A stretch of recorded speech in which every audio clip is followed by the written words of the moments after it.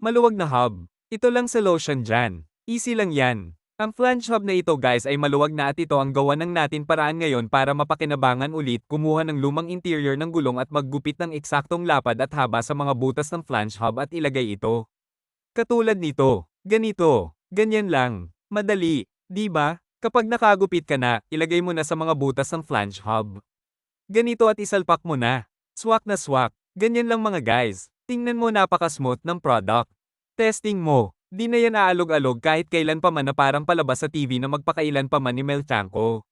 Napakagandang finish, at sawabay na sawabay talaga. Kahit anong alog nito guys ay matibay na talaga yan. Wala na kalag-alog guys. Dahil sa paraan ng pag-repair na ginawa natin.